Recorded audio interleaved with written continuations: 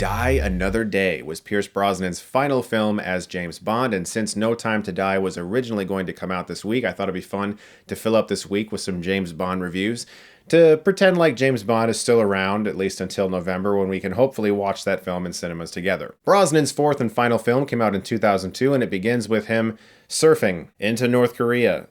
That should have been a pretty big indicator that this was going to go south really fast. Bond's in North Korea trying to hunt down this ruthless terrorist. He leads him on a merry chase across a minefield with some hover cars, and eventually the terrorist is killed. After that, Bond is imprisoned in North Korea and tortured with scorpions and all kinds of fucked up shit, including Madonna's opening theme song, which is another form of torture. Definitely a bad Bond theme song, and to make matters worse, Madonna was also given a cameo in the film, and the entire scene is like the biggest eye winking at you. I see you handle your weapon well. I have been known to keep my tip up. Here's the thing about Die Another Day. It's definitely Brosnan's worst Bond film. It's even his least favorite of the ones he did. He argued with the producers that the gadgets were getting too involved, too crazy, and that it should go back to the darker roots of Ian Fleming's novels. Clearly, he wasn't a fan of this movie. The strange thing about it is, it's not the most boring of his films. For me, Tomorrow Never Dies is actually the most boring of the four movies he did. It's not the worst. It's just the least interesting. The villain is like some tech mogul. Terry Hatcher's in it. It's just like... The exact same thing happened to Pierce Brosnan that happened to Daniel Craig. Martin Campbell came in there, made a fucking great movie with GoldenEye and Casino Royale. And then somebody else came in and said, I'm gonna make Tomorrow Never Dies and Quantum of Solace. Sorry, Martin Campbell. We know you gave us an easy path, but we fucked you. So despite how silly and over-the-top Die Another Day is, the best thing I can say about it is that it's not boring. Something's always happening. You can always at least look at the movie and kind of laugh at some of the absurdities. There's a few action set pieces that are actually kind of good. The opening minefield chase is not too bad. There's an okay sword fight with Bond and the main villain, Gustav Graves, which I'll definitely talk about him later in the video. I have many things to say about that storyline.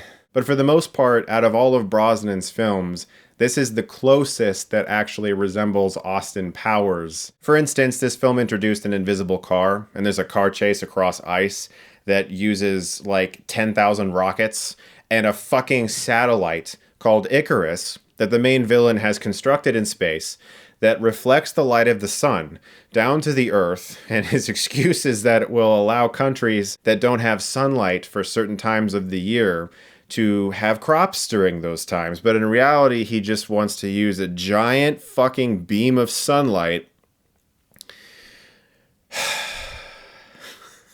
And trust me, I haven't even gotten to the really silly stuff yet. We'll get there. Don't worry. While Bond is investigating things in the movie, which, by the way, I just want to say, it's kind of hard to follow what he's actually doing.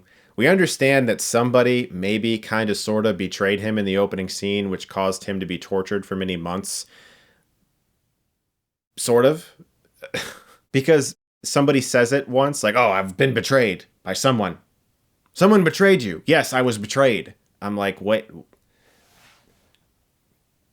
What? The film is attempting to have a plot. It's attempting to have a narrative of some kind that you can follow and understand, with character elements that shift around and that are interesting. There's intrigue and spy stuff. But it really doesn't care about any of that. It really, really doesn't. What this movie is really interested in is excess.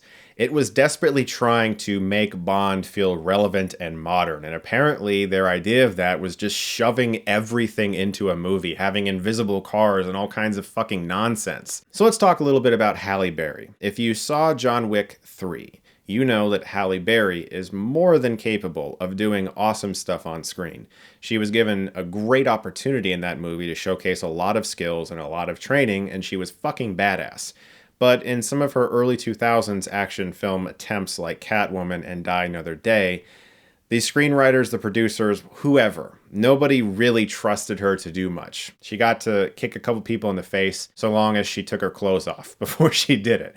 For instance, there's a fight scene at the end of this movie with Rosamund Pike and Halle Berry, And Rosamund Pike just shows up looking like Elektra or something for no reason. There's no explanation for why she's dressed like that.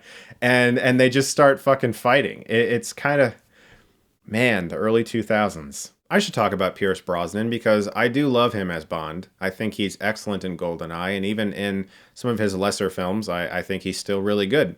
And I still think he's really good as Bond in this movie. He's giving it his all. He's trying really hard. In the action scenes, he gives a lot. He does a lot of the stunt work himself. You can see some takes where he does some of his stuff.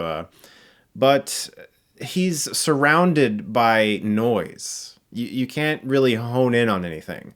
Every time he gets to have an actual conversation with somebody, it's usually a bunch of sexual innuendos. I take it Mr. Bond's been explaining his Big Bang Theory. Oh, yeah, I think I got the thrust of it. But I think it's time we discuss what I really am excited to talk about, and that is the twist of the movie. So if you've never seen this film, I'm going to get into some spoilers. The main villain of the film, a British man who's definitely white, isn't actually, in reality, the North Korean terrorist from the beginning that we thought was dead has gone through a number of procedures to make him look like this man. This was only like 18 years ago. Holy shit. Jesus Christ.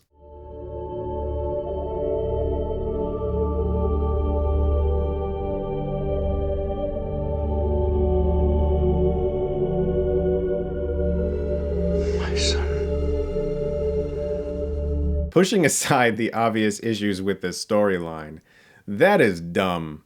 That is stupid. That is just a very dumb idea.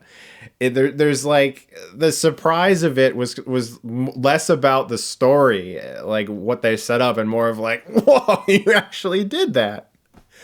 What were you thinking? And he's wearing like a Power Rangers suit and he electrocutes people, including his father. And you can see the fucking electricity, of course, like it's Star Wars. And this entire finale sequence that builds from this Icarus satellite beaming the sunlight down to the Earth, melting the fucking ice behind Bond, leading to him surfing on a piece of that vehicle. This film completely lost its mind.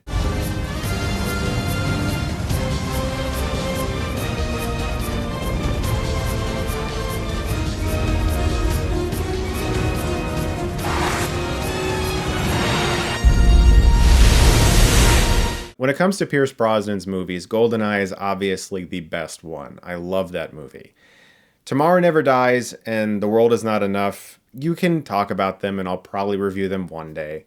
But Die Another Day and GoldenEye are the ones that are the most interesting to talk about. Because this one is just so fucking nuts! And GoldenEye's actually really good. I flirted with just making a hilariosity of this movie, but honestly, there's enough quality elements to the film's production, to Pierce Brosnan's performance, and there's a few action scenes that are alright. David Arnold's score is pretty good. David Arnold is still my favorite James Bond composer. I wish someone would bring him back. His last film was Quantum of Solace. His score for Casino Royale is fucking underrated. Just listen to it. It's all on YouTube. It's great.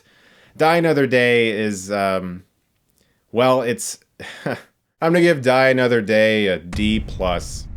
So guys, stay tuned for the rest of this week. I'm gonna have at least one more James Bond review for you. I'll try to do two, but at least one for sure. Look forward to that, guys. Thank you so much as always for watching. And if you like this, you can click right here and get Stuckmanized.